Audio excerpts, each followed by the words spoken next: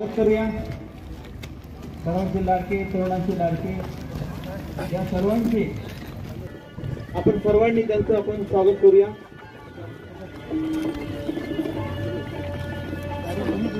पेढे पण सर्व उपस्थित राहिलात याबद्दल आपल्या सर्वांचं सहर्ष स्वागत। या कित्येक वर्ष या पेढ्याच्या घरोबाचं जे स्वप्न होतं ते अतिशय चांगल्या पद्धतीने विकसित करायचं आहे। यासाठी आपले सर्वांचे लाडके नगरसेवक अविनाश कदम, शिवराजे भोसले या परिसरामधले सर्व सदस्य या ठिकाणी हे नवीन प्रकारचा संकल्प तयार होतोय की सातारा शहरामध्ये असणारे हे एक नैसर्गिक आणि निसर्गप्रिय अशा प्रकारचं कार्यक्रम होणार आहे।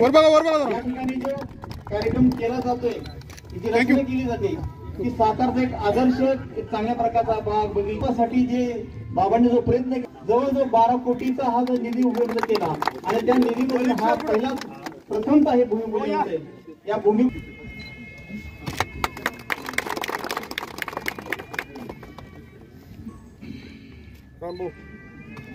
डोंगरी ग्रुपचे अध्यक्ष पप्पू बालगुडे आहेत, सर्व मान्यवर या ठिकाणी या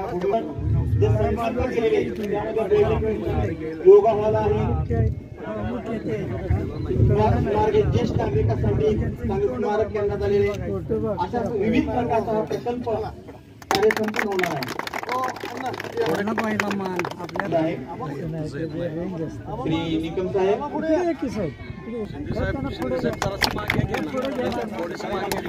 थोडेसे मागे या की मागे सगळे दिसतो थोडेसे जरा गिरी गोसावी यांच्या हस्ते फुले होत आहे। वर बघा इकडे मानेदादा भारत भोसले साहेब या सर्व मान्यवरांच्या हस्ते या ठिकाणी पूजन केले जात आहे। या सर्वांच्याच कार्यानं सर्वांच्याच या प्रयत्नांना यश आलेलं आहे।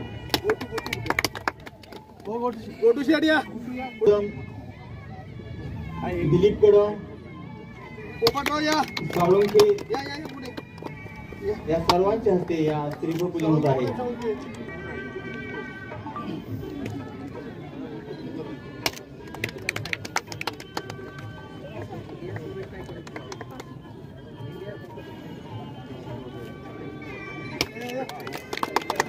सर्व नागरिक, सर्व ज्येष्ठ नागरिक, सर्व नवतरुण मंडळ या कार्यक्रमासाठी उपस्थित राहिलात।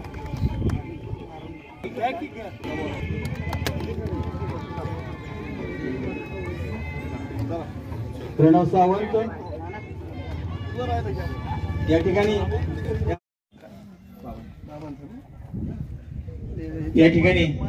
भोसले आपले लाडके बाबा यांचा या कार्यक्रमामध्ये सत्कार होतोय। आपले मानेदादा यांच्या हस्ते हा सत्कार घेऊया।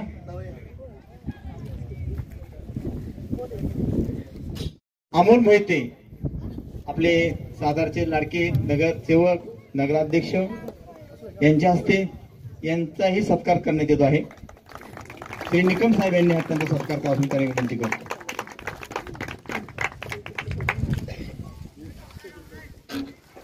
अशी विनंती करतो।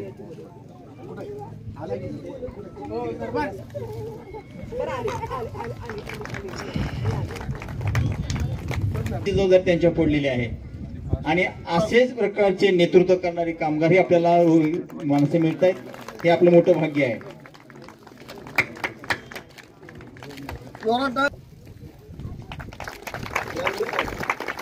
बागल साहेब, राजेंद्र कदम यांचाही सत्कार करण्यात येतो आहे।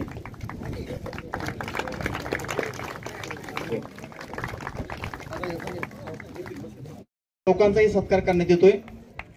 आपल्या सर्व नगर वतीनं सर्व नगरच्या वतीनं ह्या नागरिकांच्या वतीनं शेखर मोरे पाटील यांचाही सत्कार करण्यात येतोय।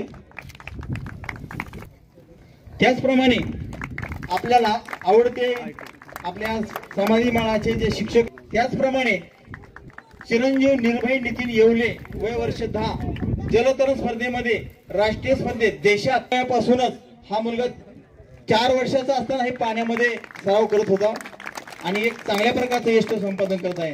तर अशा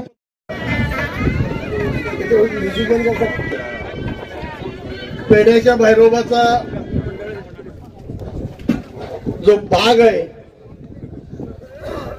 याचं सुशोभीकरण, ट्रॅक, त्यानंतर एक आयकॉनिक पूल, हे आपल्याला देणारे आणि आपल्या भागावर प्रेम करणारे आपले सगळ्यांचे कार्यसम्राट, विकास रत्न, जेवढ्या उपाध्या द्याव्यात तेवढे कमी असे आमचे नेते, आपले सगळ्यांचे नेते श्रीमंत छत्रपती शिवेंद्रसिंहराजे भोसले, माझे सहकारी नगरसेवक माजी उपनगराध्यक्ष अमोलजी मोहिते, भारत भोसले सर, तसेच या महाराजांच्या एका ड्रीम प्रोजेक्टसाठी ज्यांनी मोलाचं काम केलं आणि विशेषतः कुठली झाडं इथं असावीत किंवा काय असावं म्हणजे ऍग्रिकल्चर डिपार्टमेंट ज्यांच्याकडे आम्ही दिलेलं आहे ते बादल साहेब, आपल्या इथलं रिटायर्ड संघटनेचे अध्यक्ष माझे बंधू राजेंद्र कदम, आमच्या सगळ्यांचे बाळासाहेब निकम अण्णा, सर्वच ज्येष्ठ श्रेष्ठ आणि मला ज्यांनी घडवलं ही समोर बसलेली मंडळी, मित्र आणि माता भगिनी, आपल्या सगळ्यांचाच एक नेहमी विचार होता की भैरोबाचा डोंगर झाडाविना राहिला होता आणि तरी पण तो व्यवस्थित ठेवण्याचं काम हे दुमाळाळी आणि गडकराळीतल्या नागरिकांनी, ग्रामस्थांनी केलं. त्यांना माहिती आहे किती त्रास या ठिकाणी झाला, कारण की हा ट्रस्ट दुसऱ्याला मिळवून दिला होता. म्हणजे ग्रामस्थ इथले आम्ही आणि मात्र त्या भैरवाला परका करण्याचं काम चाललं होतं. त्यात महाराज साहेब आपल्या इथं राहायला आले, त्यांच्या घराचं काम चाललं होतं. भैरवाची जवळीक जास्त झाली आणि इथल्या खऱ्या अर्थानं ज्या अडी अडचणी होत्या त्या महाराज साहेबांनी जाणून घेतल्या. मला आठवतो एक किस्सा, महाराज साहेब सकाळ सकाळी पेपर वाचत बसले होते आणि समोरनं एक महिला 2 बादल्या घेऊन पाणी चालली होती. महाराजांनी विचारलं, तुमची तर काय पाणी येत नाही का? तुम्ही रोज मी बघतो 2-3 दिवस तुम्ही इथनं पाणी देता का? नळाला पाणी येत नाही. त्या म्हणल्या की आमच्या इकडे पाईपलाईनच नाही. तिसऱ्या दिवशी महाराजांनी तिथं पाईपलाईन टाकून दिली आणि तिथं खरा आपल्या विभागाचा विकासाचा नारळ महाराज साहेबांनी फोडला. आणि त्यानंतर या भैरवाच्या पेज संदर्भात मला त्यांनी इतक्या वेळा सांगितलं की आम्ही जर आपल्याला या वेगळे पण आणायचंय, सातारचं सगळं पब्लिक इकडे आलं पाहिजे. आणि त्यांनी बसून आर्किटेक्ट बरोबर हा एक आराखडा केला. जिथं आपलं मंदिर आहे मंदिराच्या खालच्या बाजूलाच जिथं रस्ता मिळतो त्या रस्त्याला लागून एक भला मोठा माणूस उभा करणार आहे. जो हाय या माणसाचे दोन्ही हात पसरलेले आहेत आणि ह्याच्यावरून आपण पुलावरनं अख्खा 900 मीटरचा ट्रॅक पूर्ण करणार आहे. तो सुद्धा सिंथेटिक असणार आहे. त्याच्यामध्ये नुसतं ट्रॅक महाराजांनी केलेलं नाही तर ह्या टेकडीवर आणि त्या टेकडीवर अँफी थिएटर म्हणजे 3 नंबरचा फोटो जो दिसतोय की ज्याच्यामध्ये काही एखादी कोणाला बोलायचं असेल, काही कला सादर करायची असेल तर त्यासाठी साईडनं बसून एखादा कॅरोकेचा कार्यक्रम असेल तो आपल्याला उपभोग घेता येईल असं प्रकार केला. वर गार्डन करताना महाराजांनी सक्त सूचना दिल्या, जिथं ही झाडं येणार आहेत या भागात त्याचीच झाडं लावा. त्यासाठी माती परीक्षणासाठी बादल साहेबांनी सगळे प्रयत्न केले आणि आपण माती परीक्षण करून झाडं कुठली असावी. या झाडं लावताना कुठलंही झाड 10 फुटाच्या आतलं आणणार नाही. आम्ही त्याचा खड्डा 3-4 फूट खोल करून त्यात माती खत भरून 3 बाजूला 6 इंची पाईप पीव्हीसीच्या आत टाकणार आहे की ज्याच्यानं प्रत्येकाला हे झाड दत्तक देणार आहे, त्याचं नाव त्याच्यावर लावणार आहे. आणि त्या झाडाला पाण्याची म्हणजे इथं एक टाकी आहे, वर भैरवाच्या डोंगराच्या वरती एक टाकी आहे, तिथून पाईपलाईन करून वेगवेगळ्या ठिकाणी नळ येणार आहे. त्या नळातून जे डोंगरी ग्रुप असेल, हरिओम ग्रुप असेल, गडकरीचे ग्रामस्थ असतील, दुबाळाचे ग्रामस्थ जे कोणी फिरायला जातील त्यांना प्रत्येकाला एक झाड किंवा 2 झाडं सुद्धा देता येतील. कारण की माझ्या मताप्रमाणे 700-800 लोक फिरायला असतात, गडकरीकर फिरायला असतात. या सगळ्यांना आम्ही 4000 झाडं इथं लावायचं नियोजन केलेलं आहे. या सगळ्या प्रोजेक्टला 12 कोटी रुपये खर्च होणार आहे. महाराज साहेबांनी त्यातले 4 कोटी रुपये आणले, त्याचं टेंडर झालं. नुसतं टेंडर झालं नाही तर टेंडरच्या बाबतीत महाराज साहेबांच्या सक्त सूचना होत्या, कुठल्याही ऐर्यागारीला टेंडर देऊ नका. ज्याला अनुभव आहे, मोठा आहे आणि काम योग्य चोख करेल असं आपले दीपक पाटील साहेब आता आले आणायचे, तर त्यांना हे काम मिळालेलं आहे. वर या तुम्ही बर का, त्यांना हे काम मिळालेलं आहे आणि निश्चित हे काम उत्तम प्रकारचं होईल. हा आयकॉनिक ब्रिज आहे, हे इंडोनेशियामध्ये एक आहे, तो महाराजसाहेबांनी मला दाखवला. असल्या पद्धतीचं काय करता येते का बघा. आणि इंडोनेशिया नंतर भारतात हा पहिला पूल होतोय आणि याचं श्रेय महाराजसाहेबांना. महाराजसाहेबांनी हे जे केलंय ते अतुलनीय आहे. तिथं वर आपण हे घेतलेलं आहे, योगा हॉल घेतलेला आहे. ह्या 2 प्रकारात आहे, योगा हॉल पण आहे आणि आपला भंडारा होतो तेव्हा बसायला आपल्याला जागा नसती, तिथं भंडारा पण झाला पाहिजे अशा पद्धतीचं ते नियोजन आहे. गार्डन आहे, जे पुरुष महापुरुष होऊन गेले आपल्या भागातले यांची म्युरल्स तिथं लावणार आहे. तिथं नक्षत्र गार्डन आहे.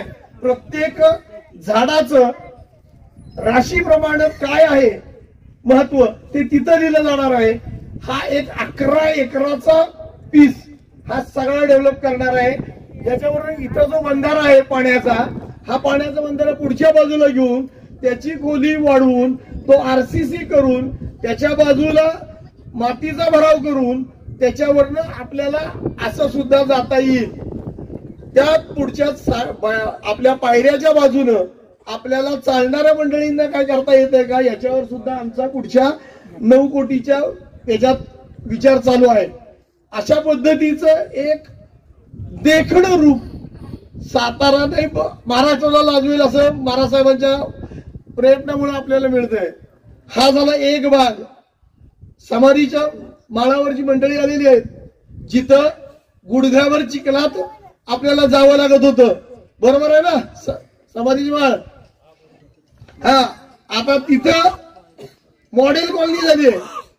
लाईट सातारा शहरात नाही अशा पद्धतीची लाईट, गटर आरसीसी, सगळे रस्ते पेवर न केलेले, अशा पद्धतीचं काम महाराज साहेबांनी करून घेतलंय. श्रेय घेणारी भरपूर काहीतरी सांगतात. महाराष्ट्र शासनानं, महाराष्ट्र शासनाचे प्रतिनिधी आमदार साहेब यांना पैसे देऊन हे 48 कोटी रुपये सातारा शहरासाठी आले होते. आता 23 कोटी रुपये अजून हद्दवाढीसाठी महाराजांनी परवाच केलेलं आहे प्रपोजल, जे अंतिम टप्प्यात आहे. म्हणजे अजून काही जी राहिली कामं हद्दवाढीची जी असतील ती पूर्ण होतील. या कॉलनीत म्हटलं तर जवळजवळ 4 कोटी रुपये आले. खालती गडकराळीचा रस्ता आपण बघितला तर दरवेळेस थोडा केला जात होता. महाराज म्हणले एकदाच काम करा, 48 लाख रुपयाचा केला. सह्याद्री कॉलनीत परवा जो रस्ता आहे त्यासाठी महाराजांनी 40 लाख रुपये टाकले, गटर आणि रस्ता. म्हणजे त्या गाणूंच्या घरापासून येऊन सह्याद्री कॉलनीत जाऊन वर आपल्या या रस्त्याला जुळणार आहे रस्ता, त्यासाठी 40 लाख रुपये टाकले. हे आपलं जो 60 फुटी रस्त्याचं गटर फार आपल्याला त्रास होत होता, ते गटर आणि तिथला रस्त्यासाठी 35 लाख रुपये महाराज साहेबांनी टाकलेत. म्हणजे आम्हाला पूर्वी लाख म्हणताना जड जायचं, पण आता कोट्यवधी रुपये महाराज आणतात, त्यामुळे कोटी काही वाटत नाही. आम्हाला कोटीवर कळायला लागला तर शून्य किती असतात अशी परिस्थिती झालेली आहे. आज कोट्यवधी रुपये आणत असताना 5 वर्षाच्या पूर्वी जेव्हा नगरपालिका होती तोपर्यंत आमदार साहेबांनी आणलेले पैशाला सुद्धा हे वाकडं लावत होते. त्यामुळं आपल्याला सातारा शहराचा विकास करता येत नव्हता.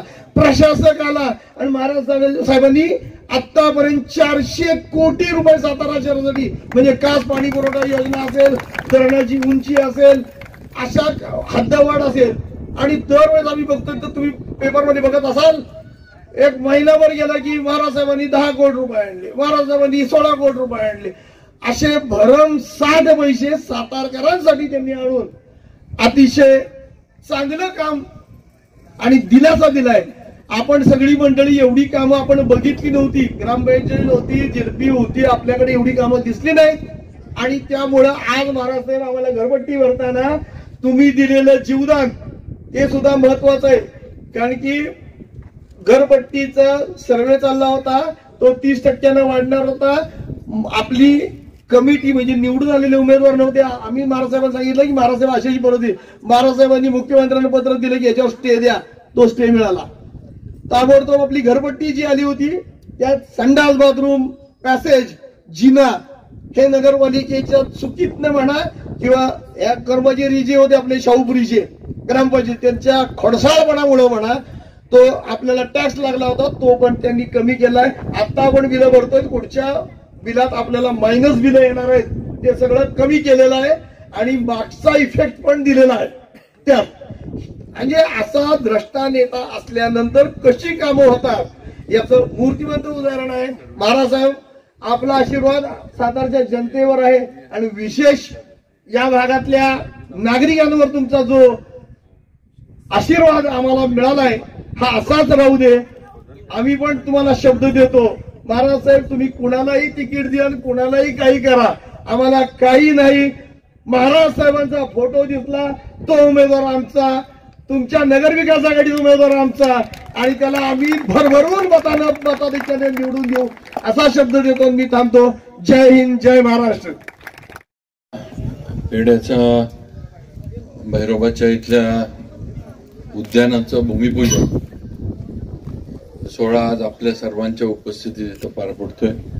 या भूमिपूजनाच्या कार्यक्रमाला उपस्थित असलेले आपले सर्वांचे मार्गदर्शक मान्य भारत भोसले सर, मान्य बागल साहेब, त्याचबरोबर सातारा नगरपालिकेचे नगरसेवक मान्य अविनाश कदम, मान्य अमोल मोहिते, मान्य शेखर पाटील, मान्य बाळासाहेब निकम, त्याचबरोबर हे काम ज्यांच्याकडे आहे ते मान्य दीपक पाटील, मान्य आपले ज्यांनी सगळं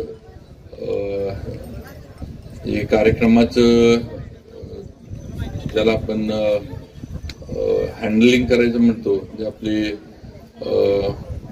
सर आपले उपस्थित सर्वच आपण शाहूपुरी, पेड्याचा भैरोबा आणि परिसरातून आलेले सर्व मान्य वडीलधारी मंडळी, माझ्या सर्व माता भगिनी आणि उपस्थित तरुण मित्रांनो, आज मगाशी अविनाशने सांगितलं आणि बागल सर पण बोलले, ही वस्तुस्थिती आहे की हा एक फार महत्वाकांक्षी प्रकल्प शाहूपुरीमध्ये पेड्याच्या भैरोबाच्या इथं आपण आज सुरू करतोय. आणि आमची ज्यावेळेला पहिल्यांदा सगळ्यांची चर्चा झाली त्यावेळेला शाहूपुरी हा सगळा रहिवासी एरिया किंवा कॉलन्या असा हा एरिया सगळा वाढलाय आणि इथं तसं बघितलं तर हे ज्याला आपलं आपण रिक्रिएशनल फॅसिलिटीज म्हणतो त्या या भागामध्ये अजिबात नाहीये ती वस्तुस्थिती आहे. आणि ज्या ज्या गोष्टी गरजेच्या आहेत त्या इथं झाल्या पाहिजेत हा हद्दवाढीनंतरचा माझा नक्कीच प्रयत्न होता. आज हे उद्यान आपण बांधतोय किंवा या उद्यानाचा आपण शुभारंभ करतोय त्यात थोडं आपण वेगळेपण आणण्याचा प्रयत्न केलाय. या उद्यानामधला ब्रिज असेल, या उद्यानातली झाडं वगैरे असतील याच्याबद्दल आवीनं बागल सरांनी सांगितलं. त्याचबरोबर पाण्याची सोय असेल, कारण चालायला फिरायला आल्यानंतर पाणी असले की जरा एक चांगलं वाटतं, बरं वाटतं त्या ठिकाणी चालताना. आणि एक गारवा पण परिसरामध्ये पाण्याचा स्तोत्र जवळ असला की राहतो. आणि म्हणून आपण इथला जो जुना मला वाटतं इथं एक बंधारा होता त्याच्यामध्ये काय फार पाणी टिकत नव्हतं, पण आता या याच्यामध्ये पण आपण पाण्याची सोय म्हणजे बंधारा टाईपच पण चांगल्या पद्धतीने ज्याच्यामध्ये पाणी पावसाचं वगैरे जे आहे ते चांगल्या पद्धतीने टिकल आणि एक चांगला परिसर या निमित्तानं पेड्याच्या भैरोबाच्या पायथ्याला इथं निर्माण होईल अशा यानं आपण हे सगळं नियोजन केलंय. याला सगळ्याला राज्य सरकारनं आणि महत्वाचं म्हणजे नगर विकास विभागाकडनं आपल्याला आतापर्यंत 4 कोटी रुपये 4 कोटी रुपये नगरपालिकेकडे आलेले पण आहे।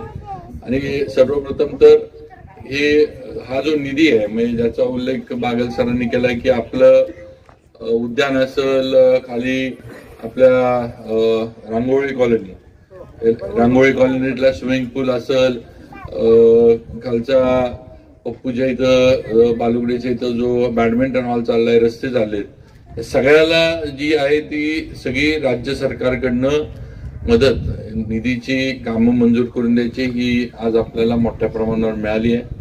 आणि ही सर्व कामं शाहूपुरीतली जी झाली ती त्या ह्याच्यातनं ही कामं पूर्णत्वाला गेली हे आपण सगळ्यांनी लक्षात ठेवलं पाहिजे। आणि म्हणून ज्यांनी आपल्या शहरावर बारकाईनं लक्ष ठेवलं ते आपले सर्वांचे लाडके उपमुख्यमंत्री देवेंद्रजी फडणवीस यांचे आभार आपण सगळ्यांनी नागरिक म्हणून मानले पाहिजेत। कारण त्यांच्या सहकार्यानं आम्ही एवढा निधी या ठिकाणी आणू शकलो हे आपण सगळ्यांना आपल्याला मतदार म्हणून म्हणा किंवा नागरिक म्हणून म्हणा सातारचे शाहूपुरीचे आपल्याला सगळ्यांना माहिती असणं गरजेचं आहे असं मला या निमित्तानं वाटतं। हे उद्यान म्हणजे एक आगळं वेगळं उद्यान होईल। आमचं सगळ्यांचं लक्ष कामाची स्पीड क्वालिटी या सगळ्यावर राहणार आहे। कारण लवकर कामं व्हावी। 4 कोटी रुपयात पुढच्या एकदा तर ही आचारसंहिता संपली की अजून पण निधी आपल्याला 100% नगरविकास विभागाकडनं आचारसंहितेनंतर परत उपलब्ध होईल। आणि राहिलेला निधी आपण जो आहे तो राज्य सरकारकडनं नक्की मिळवू। पण जो निधी आता 4 कोटीचा आलाय त्यातनं पण जी लवकर म्हणजे दिसतील आणि उठावदार अशी कामं ही तातडीनं झाली पाहिजेत अशा पद्धतीचं आमचं नियोजन आहे। आणि नक्कीच दीपकच्या माध्यमातून चांगलं काम होईल याची मला खात्री आहे। आपण पण सगळ्यांनी कामावर नागरिक म्हणून लक्ष ठेवावं। आपल्याला कुठं काही वाटलं तर आम्हाला वेळोवेळी आपण सूचना करा किंवा काम चांगलं होतंय नाही होत, कामामध्ये कुठं काही आपल्याला काही 100% आपण सूचना करा। कारण हे सगळं जे आहे हे शेवटी तुमच्या ताब्यामध्ये येणार आहे, हे तुम्हाला वापरायचं आहे। तुम्हाला इथं सकाळ संध्याकाळ किंवा इथं अगदी तो योगा हॉल किंवा मेडिटेशनचा हॉल हे सगळं जे आहे हे उद्या सगळ्या गोष्टी तुमच्या हातामध्ये राहणार आहेत। तुम्ही त्या वापरायच्या, तुम्ही त्या सांभाळायच्या हे सगळ्यांनी लक्षात ठेवलं पाहिजे। तेव्हा आपलं पण लक्ष कामावर असणं गरजेचं आहे हे या निमित्तानं मला आपल्याला सांगावंसं वाटतंय। दुसरं म्हणजे आमचा आता पुढचा प्रयत्न चाललाय की आपल्या ह्याच्यापासून रिंग रोड हे थेट आपला कासचा जो रस्ता जातो म्हणजे बोगद्याच्या इथनं महारदरे मार्गे शाहूपुरी असाच आपल्या कोंडव्यापर्यंत मोठा रिंग रोड एक काढायचा इथनं, ज्या ह्याच्यामुळं आपल्याला वाहतुकीला पण सोयीचं होईल। रिंग रोड मुळे आपल्याला आता जे थोडं आपल्याला गावातनं सगळ्यांना यायला लागतं, हे राजवाडा वगैरे इकडनं सगळ्यांना परिसरात यायला लागतं। एक चांगला रिंग रोड झाला तर कनेक्टिव्हिटी चांगली होईल। इथं अजून पण ज्यांच्या जमिनी आहेत, ज्यांचे प्लॉट आहेत त्यांना चांगलं म्हणजे किंमत म्हणा किंवा त्यांच्या प्रॉपर्टीची त्यांच्या जमिनीची किंमत पण या रिंग रोड मुळे चांगल्या पद्धतीनं वाढेल अशा पद्धतीचा आमचा एक प्रयत्न सुरू आहे। अजून त्याला मंजुरी आणि निधी मिळाला नाही, पण लवकरच ते पण काम नक्कीच सुरू झालेलं असेल। आज पाण्याच्या बाबतीत बागल साहेबांनी सांगितलं, पण मला कल्पना आहे की शाहूपुरीचा बाकी जरी विषय मिटला असला तरी अजून समाधीच्या माळाचं म्हणावं तसं पाणी पुरवठ्याचं म्हणजे सुसूत्रता जी आहे ती आलेली नाही आहे, ही वस्तुस्थिती आहे। आणि नक्कीच आमचा प्रयत्न सगळ्यांचा आहे की लवकरच म्हणजे आज जे समाधीच्या माळाला पाणी म्हणावं तसं मिळत नाही ते योग्य पद्धतीनं योग्य दाबानं मिळालं पाहिजे। कारण मला चांगलं आठवतंय ही योजना करताना जे ठरलं होतं की शाहूपुरीची योजना झाल्यानंतर जे काही पाणी शिल्लक राहतंय ते पाणी समाधीच्या माळाला रोजच्या रोज दिलं जाणार अशा पद्धतीचं त्यावेळेचं नियोजन होतं। आणि आज त्या पद्धतीनं थोडं म्हणावं तसं पाणी पुरवठा होत नाही, ही थोडी दुर्दैवाची किंवा खंत असणारी गोष्ट आहे। आणि मला तर नक्कीच त्या बाबतीमध्ये थोडं हे वाटतंय की किंवा अशा व्हायला नाही पाहिजे होतं पण ते होतंय. पण नक्कीच आपण त्यात लवकर सुधारणा करू. आपल्या प्राधिकरणाचे, आपले नगरपालिकेचे सीओ सगळ्यांना घेऊन बसून समाधीच्या माळाचा पाणी पुरवठा सुरळीत कसा होईल हा नक्कीच प्रयत्न आम्ही करणार आहोत. त्यावेळेला आपल्याला पण सगळ्यांना, जी इथली प्रमुख मंडळी आहेत, महिला आहेत, आपल्याला पण आम्ही सगळेजण बोलवून घेऊ. म्हणजे आपलं नेमकं ज्या अडचणी आपल्याला इथं समाधीच्या माळ परिसराला जाणवतात त्या नक्कीच तिथं तुम्हाला मांडता येतील आणि त्याच्यातनं आपल्याला मार्ग काढता येईल. पुढे सुद्धा अनेक आपल्याला छोटे म्हणजे प्रकल्प आपण इथे करू शकतो. अगदी आपलं हे गार्डन झाल्यानंतर एखादी छोटी चौपाटी इथं जर आपल्याला सुरू करता आली, म्हणजे नागरिकांच्या इच्छेनुसार, म्हणजे मी ठरवलंय किंवा मी करणार आहे असं नाही, आपल्या सगळ्यांना, कारण इथं लोक येणार, एखाद्या वेळेस साताऱ्यातनं पण लोक इथं देवाच्या दर्शनाला इथल्या या गार्डनला भेट द्यायला येतील. त्यामुळं छोटी एखादी आपल्याला इथं येणाऱ्या लोकांसाठी खाण्यासाठी वगैरे एखादी छोटी चौपाटी आपल्याला इथं करता आली तर तो पण प्रयत्न आपण सगळेजण चर्चा करून करू. किंवा या ठिकाणी त्या पद्धतीनं थोडंफार हा परिसर, जसं आता आपण कोल्हापूरला रंकाळ्याला जातो तिथं आपण बघतो की तिथं फिरता येतं, बसता येतं, तिथं खाण्यासाठी वगैरे अनेक स्टॉल वगैरे छोटे छोटे तिथं आहेत. अशा पद्धतीनं थोडंफार हा परिसर डेव्हलप झाला पाहिजे आणि इथं ज्या ज्या गरजेच्या गोष्टी आहेत त्या झाल्या पाहिजेत, हा आमचा प्रयत्न आहे. मला राजकीय काही विषय आज बोलायचा नाही, पण एकच आपल्याला सांगतो, ज्याचा उल्लेख मगाशी आवीनं केला, की आपण आता सगळे सातारा शहरामध्ये, सातारा शहराचा भाग म्हणून आणि सातारा शहर नगरपालिकेचे नागरिक म्हणून आता तुम्ही सगळेजण आलेला आहात, हे लक्षात घेतलं पाहिजे. आमचा हट्ट हद्दवाढीसाठी एवढ्याच हे नव्हतं की मोठ्या प्रमाणावर निधी आपण आणू शकत होतो. ग्रामपंचायतीला एवढा निधी मिळणं आणि राज्य सरकारकडनं आणणं हे शक्य नव्हतं. आता काही लोकांनी त्यावेळेला सुद्धा आपल्याला माहित आहे की स्वतःच्या राजकीय स्वार्थासाठी हद्दवाढ ही आपली साधारण 2 वर्ष अडवून ठेवली होती. दुर्दैवानं जिल्हा परिषद मध्ये काही लोक तिथं पदावर बसली होती आणि त्यांच्यामुळं जिल्हा परिषद मधला ठराव जो आपल्याला गरजेचा होता तो तब्बल 2 वर्ष आपल्याला दिला गेला नाही आणि 2 वर्ष तिथला जो ठराव आहे तो न मिळाल्यामुळे आपली हद्दवाढ लांबली. ही वस्तुस्थिती आपण लक्षात घेतली पाहिजे. पण जे आहे ते किती जरी प्रयत्न केला तरी शेवटी हद्दवाढ करण्यामध्ये आपल्याला यश मिळालं. आपण ती हद्दवाढ केली. आज आपला परिसर असेल, विलासपूर असेल, शाहूनगर असेल, हिरवाडी असेल, तुम्ही कुठेही जावा, आज प्रत्येक विभागामध्ये वेगवेगळ्या पद्धतीनं विकास कामं, म्हणजे नुसतेच रस्ते नाहीत, नुसतेच स्ट्रीट लाईट नाही, तर सर्व गोष्टी, म्हणजे जसं आपल्या इकडं आपण ओपन स्पेसेस डेव्हलप करतोय तसे इतर ठिकाणी पण आपण ओपन स्पेसेस डेव्हलप करून दिल्यात. त्या ठिकाणी समाज मंदिरं बांधून दिलीत. काही ठिकाणी महिलांना भजनी मंडळ आहेत त्यांच्यासाठी चांगले हॉल बांधून दिलेत की जिथं त्या महिला दिवसभरामध्ये किंवा संध्याकाळी सकाळी येऊन त्यांच्या भजनी मंडळाचा कार्यक्रम करू शकतात. काही ठिकाणी आमच्या शेखर पाटलांच्या इथं गोडोलीमध्ये आता तालीम आणि ग्राउंड म्हणजे तिथं आपण डेव्हलप करतोय. त्याला पण मला वाटतं पाटील किती 1 कोटीचा निधी त्याला शेखर पाटलांच्या इथल्या कामाला मिळालेला आहे. तर मग अशी वेगवेगळी कामं, उगाच रस्तेच करायचे नुसते किंवा गटरच करायचं असं नाही, जे ज्या ठिकाणी गरजेचं आहे ते त्या ठिकाणी करण्याचं काम हे आपण मार्गी लावलेलं आहे. आज नगरपालिकेची काही निवडणूक एवढ्यात नाही, पण थोडीफार माहिती आपण पण नगरपालिकेतनं सगळ्यांनी घ्यावी की मागच्या 5 वर्षांमध्ये, मगाशी आवीनं उल्लेख केला पण मी थोडक्यात आपल्या पुढे मांडतो की मागच्या 5 वर्षांमध्ये सातारा विकास आघाडीची सत्ता असताना राज्य सरकारकडनं आलेला निधी आणि सर या 2 वर्षांमध्ये प्रशासक आल्यानंतर आलेला निधी हा आपण कधी माहितीच्या अधिकारात काढा. हे सत्तेत आपण म्हणतो लोकप्रतिनिधी पाहिजे, अधिकारशाही नको किंवा अधिकारी त्यांचा कारभार करतात, कुणाला जुमानत नाहीत, पण सत्ता असताना, सत्तेत लोकप्रतिनिधी असताना एवढा निधी सर आणता आला नाही. का तर तिकडं लक्ष नव्हतं. लक्ष फक्त टेंडर आणि चेक काढणं ह्याच्याकडेच होतं.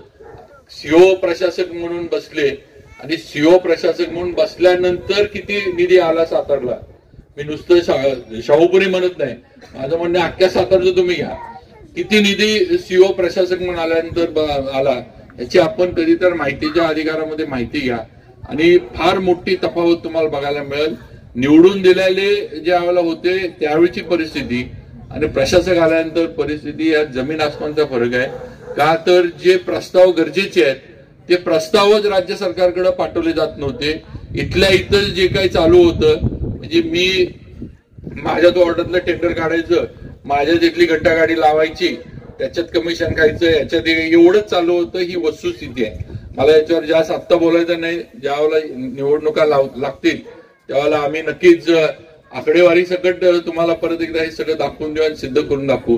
पण आज पण तुम्हाला कधी वाटलं तर नगरपालिकेत जाऊन मी जी माहिती आज तुमच्या पुढे मांडतोय किंवा जे मुद्दा मांडतोय त्याची आपण कधी माहिती घ्या. आपल्याला 100% मी खरं बोलतोय का खोटं बोलतोय आपल्याला नक्कीच कळल.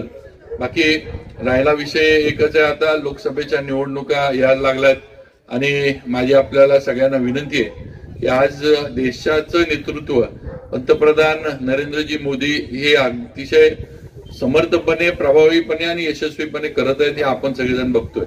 आज भारताची प्रतिमा जगभरामध्ये जी झालेली आहे ती आपण सगळ्यांनी बघितली आहे की भारताच्या किंवा भारतीय म्हणून आपली किंमत ही जगभरामध्ये किती वाढली आहे.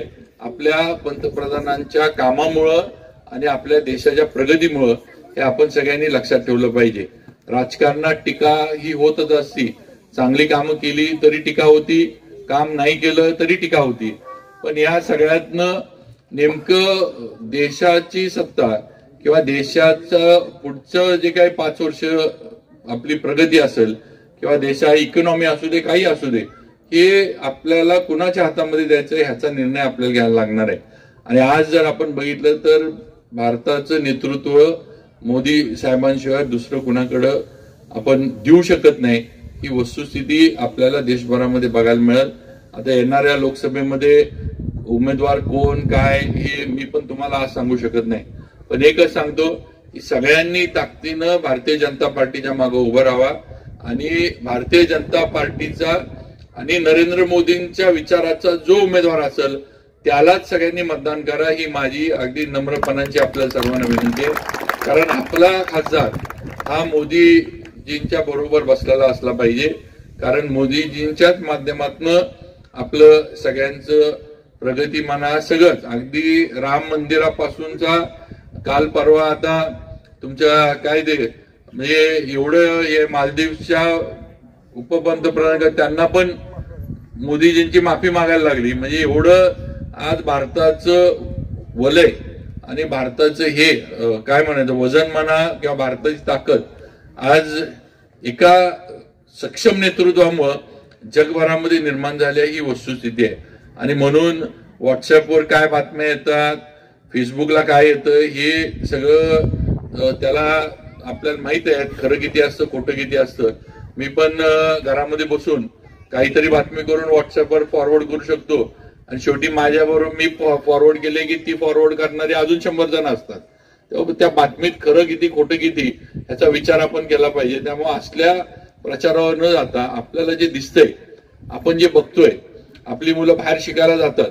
बाहेर शिकायला गेल्यानंतर आज भारतीय पासपोर्ट असणारा तिथं उतरल्यानंतर त्याच्याकडे बघण्याचा दृष्टिकोन आणि 10-15 वर्षापूर्वी भारतीय पासपोर्ट घेऊन जाणाऱ्याकडे बघण्याचा दृष्टिकोन ह्यात 100% जमीन आसमानचा फरक पडलाय. आज भारतीय म्हटलं की आदरानंच आपल्याला बघतात वागवतात. ही वस्तुस्थिती आहे. ही देशाची आपल्या प्रगती आहे हे आपण लक्षात ठेवलं पाहिजे.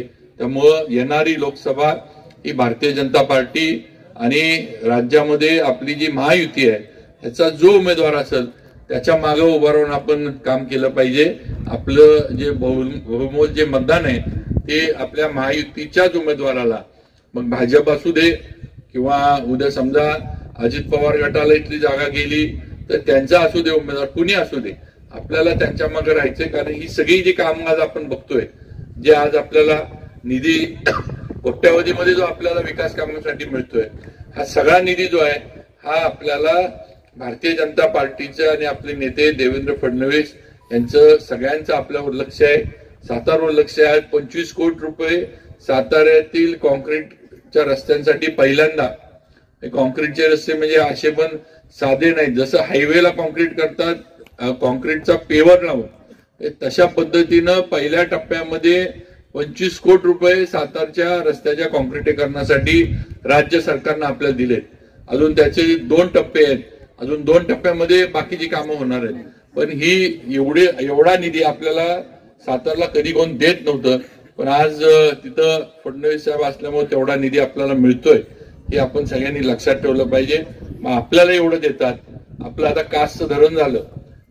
काल आम्ही मुनावळ्याला मुख्यमंत्री आले होते, हे आपण आज उद्या परवा कधी मुनावळ्याला जावा. जसं गोव्यामध्ये वॉटर स्पोर्ट्स आहेत, पॅरासेलिंग पासून सगळं आज कोयनेच्या जलाशयामध्ये कालपासून सुरू झाले आणि अजून वर्षभरामध्ये ह्याच्यामध्ये अजून हे होणार आहे. तिथं हाऊसबोट्स आणणार आहेत, तिथं क्रूज बोट्स आणणार आहेत. म्हणजे तुम्ही मुनावळ्यापासून क्रूज बोट मध्ये बसून 7-8 तास ती क्रूज बोट घेऊन कोयना धरणाच्या भिंतीपर्यंत जाऊ शकता, ज्याचं अंतर 60 किलोमीटर आहे. मुनावळे ते कोयना धरणाची भिंत जी आहे हे 55 ते 60 किलोमीटरचं अंतर आहे. 50 ते 100 जणांची क्रूज बोट आहे. तुम्ही जावा, जेवण पार्टी वगैरे जे काय असेल किंवा घरातले कार्यक्रम असतील, वाढदिवस असतील, तुम्ही त्या क्रूज बोटवर करू शकणार आहे. आज 4-4 बेडरूम असणाऱ्या हाऊसबोट जसं आपण केरळला बघतो, जसं आपण काश्मीरला बघतो, तशाच पद्धतीच्या हाऊसबोट्स तिथे एमटीडीसीच्या माध्यमातून आणल्या जाणार आहेत की त्या हाऊसबोटमध्ये तुम्ही 4 रूमची एक हाऊसबोट आणि मग त्याला वर बसायला डेक वगैरे अशा हाऊसबोट की त्या ठिकाणी तुम्ही मुक्काम करू शकाल आणि ती हाऊसबोट घेऊन तिथल्या तिथं तुम्हाला फिरता येईल. अशा पद्धतीचं जल पर्यटनाचं काल एमटीडीसीचं जे आहे ते आपल्या मतदारसंघामध्ये, माझ्या मतदारसंघामध्ये काल सुरू झालं. तिथे आता पुढची कामं सुरू झालीत. रस्ता तर झालाय, डांबरीकरण रस्ता अगदी त्या एमटीडीसी जिथं तिकीट काउंटर आहे तिथपर्यंत आहे. पुढे आता जसा कासचा रस्ता आपला हॅम मधनं झाला त्याच योजनेतनं आता पाचवड, कुडाळ, मेढा, कुसुंबी मार्गे मुनावळे आणि मुनावळ्यावरनं आता नवीन कोयना जलाशयावर 2 ब्रिज होत आहेत. ते ब्रिज घेऊन तुम्ही खेडमध्ये डायरेक्ट आता उतरू शकाल. अशा पद्धतीचं तिथलं नियोजन हे जल पर्यटनाचं आता जे काही प्लॅनिंग आहे ते झालंय आणि ही सर्व कामं मी सांगतो, ही नुसती सांगत नाहीये, तर ही कामं सुरू होणार आहेत. ही कामं नुसती मी सांगतोय आणि पुढची 2-3 वर्ष याला मंजुरी असलं काही नाही. सगळी कामं चालू होण्याच्या मार्गावर आलेली आहेत हे लक्षात घ्या. आणि म्हणून आज आपल्या इथं एवढं सगळं जे निसर्गरम्य परिसर आहे त्याला आपल्याला एवढा शासनाकडनं निधी मिळतोय, कामं मिळतात. तेव्हा आपण सुद्धा जे आपल्यासाठी एवढं देतात त्या पक्षाच्या मागे राहणं हे आपलं सुद्धा सगळ्यांचं कर्तव्य आहे, हे सगळ्यांनी लक्षात ठेवा. आणि म्हणून येणाऱ्या लोकसभेला जे कोणी महायुतीचा आणि भाजपचा उमेदवार असेल त्याच्या मागच आपण सगळ्यांनी ताकदीनं उभं राहिलं पाहिजे आणि आपण सर्वजण नरेंद्र मोदींच्या मागे आहे हे आपण दाखवलं पाहिजे, अशी माझी आपल्याला सर्वांना विनंती आहे. बाकी इतर कामं पण जी काय येत राहतील ती 100% आम्ही पूर्णत्वाला नेऊ. आज नगरपालिका, आज जरी प्रशासक असला तरी त्यांच्या माध्यमातून पण जे काही आपल्याला विकास कामं अजून करून घेता येतील त्या दृष्टीनं पण आमचा पाठपुरावा सगळा चालू आहे. आपण खालच्या बाजूला नवीन क्रिकेटसाठी स्टेडियम सर बनवण्याचा आपला प्रयत्न आहे. आता जे प्लॅन चाललाय त्याच्या फक्त क्रिकेटसाठी आज शाहू स्टेडियम आपलं क्रिकेट तिथं जे तुम्ही रणजी वगैरे किंवा ज्या आपल्या ह्याच्या त्या मॅचेस खेळू शकत नाही कारण त्यांची बाउंड्री कमी झाली. तिथं क्रिकेटची सोयच नाहीये, तरतूदच नाहीये क्रिकेटच्या ह्याची. तर फक्त क्रिकेटसाठी आपण खालच्या आपला कुठला म्हणजे रानमाळा जो आहे तिकडे आपण फक्त क्रिकेटसाठी स्टेडियम हे साधारण 10 ते 15 एकरामध्ये स्टेडियम हे करायचं अशा पद्धतीनं तिथं नियोजन आपण आत्ताचा जो डीपी प्लॅन जो आहे त्याच्यामध्ये आपलं सुरू आहे. किंवा त्या ठिकाणी जागा हे करून तिथं चांगलं सुसज्ज असं क्रिकेटचं स्टेडियम व्हावं की ज्या ठिकाणी रणजी मॅचेस असू देत, इंटर डिस्ट्रिक्ट असू देत, इंटर स्टेट असू देत, जे काय असेल त्या ठिकाणी होतील. आणि जर पुढचं हे झालं तर MCA वगैरे महाराष्ट्र क्रिकेट असोसिएशन यांना ते अफिलिएट करून उद्याच्या याच्यामध्ये आज ना उद्या कधी ना कधी इंटरनॅशनल मॅचेस सुद्धा आपल्या इथं झाल्या पाहिजेत. हा पण आमचा प्रयत्न राहील, हे पण लक्षात ठेवा. कारण आपण त्या दर्जाचं बांधणार आहे. आता सुद्धा स्विमिंग पूल बांधताना मी स्पष्ट सांगितलं होतं की भले इथं स्पर्धा हो न हो हा पुढचा विषय आहे, पण आज आम्हाला निधी शासनाकडनं मिळतोय. इथं ऑलिम्पिक साईजचा स्विमिंग पूल झाला पाहिजे. त्याच्यामध्ये कुठेही इंचभर काही कमी करायचं नाही आणि छोटा करायचा नाही. जी असेल ती साईज ऑलिम्पिकला जी लागती त्या साईजचा स्विमिंग पूल करायचा. आज आपला पोहण्याचा तलाव जो नगरपालिकेचा होता तो बंद पडला. त्या ठिकाणी ते गणपती विसर्जनासाठी वापरून तो सगळा बाद झाला. तिथं काही आता करता येत नाही. त्यामुळं काही झालं तरी ऑलिम्पिक साईजचाच वापर, भले साताऱ्यातली तिथं म्हणजे आपल्याला वापरायला मिळणारच नगरपालिकेचा असल्यामुळं, पण उद्या स्पर्धा जरी घ्यायच्या म्हटल्या तरी त्या तिथं झाल्या पाहिजेत. त्याचं साईज कमी आहे आणि पैसे वाचवायचे म्हणून कुठेतरी हे करा, आपलं कमीत कमी याच्यात करा, असं न करता फुल फ्लेज ज्याला आपण ऑलिम्पिक साईज म्हणतो तसं स्विमिंग पूल 50 बाय 25 मीटरचा एवढा स्विमिंग पूल आपण आज तिथं धरलेला आहे. त्यामुळे नक्कीच ही कामं लवकर मार्गी लागतील. एकदा कामं उभी राहिल्यानंतर मी काय म्हणतोय आणि मी काय सांगतोय हे तुम्हाला बघायला मिळेल. कारण आज नुसतं सांगण्यावर बोलण्यावर मला माहित आहे की फार विश्वास बसत नाही, पण एकदा काम उभं राहायला लागलं आणि काम दिसायला लागलं की लोकांना पटतं किंवा जे बोलले ते बरोबर होतं आणि ह्याचा आपल्याला फायदा पिढ्यानपिढ्या, आता सर जे म्हटले ही कामं पिढ्यानपिढ्या वर्षानुवर्ष टिकणारी कामं आहेत. रस्ते परत परत करायला लागणार, पाण्याच्या योजना परत परत करायला लागणार, गटर परत परत करायला लागणार. पण आज ही कामं जी आहेत, उद्यान असू दे, स्विमिंग पूल असू दे किंवा स्टेडियम असू दे, ही पिढ्यानपिढ्या वर्षानुवर्ष टिकणारी कामं आहेत. हे आपण सगळ्यांनी सातारकर म्हणून लक्षात घेतलं पाहिजे. आणि म्हणून आमचा हाच प्रयत्न आहे की आपला सातारा त्या पद्धतीनं वाढला पाहिजे, त्या पद्धतीनं डेव्हलप झाला पाहिजे आणि चांगल्या सुविधा, नागरी सुविधा. खालच्या बाजूला आमचं एक प्रयत्न आहे, जर प्रयत्न नाही, मंडई आपल्या इथं नाहीये, हे शाहूपुरीमध्ये कुठंच मंडई नाहीये. आज मंडईला सगळ्यांना गावात जायला लागतं. खालच्या बाजूला मंडईचं पण आपण एक रिझर्वेशन तिथं आता ज्याच्यामध्ये सर टाकून ठेवले शासकीयाच्या, त्यामुळे तिथं मंडई पण एक आपली करायची, पण तिथं स्वच्छता पण राहिली पाहिजे. त्याच्यासाठी पण सगळं थोडं आपल्या ज्या कॉलनी आहेत त्या कॉलन्यांपासून लांब अशी थोडी मंडई पण आपण ठेवली आहे की ज्या ठिकाणी आपल्याला चांगली मंडई बसवता येईल. तिथल्या तिथं तुम्हाला मंडई खरेदीसाठी वगैरे जाता येईल. अगदी सारखं गावातच जायची गरज पडणार नाही. अशा पद्धतीनं या गोष्टी आपण प्रस्तावित केल्यात. काही मंजूर आहेत, काही मंजुरीच्या मार्गावर आहेत, पण 100% त्या मंजूर होतील. हे पण या निमित्तानं मला आपल्याला सांगावंसं वाटतं. परत एकदा या उद्यानाचं आज भूमिपूजन झालंय आणि नक्कीच एक चांगलं आणि सुंदर अद्यावत असं उद्यान, ज्या ठिकाणी नुसतं शाहूपुरी वासीच नाहीत तर सातारकर सुद्धा येऊन इथं बघत बसले पाहिजेत सगळे, अशा पद्धतीचं उद्यान आपण नक्कीच आपल्या सर्वांच्या सहकार्यानं उभं करू, एवढी आपल्याला ग्वाही देतो.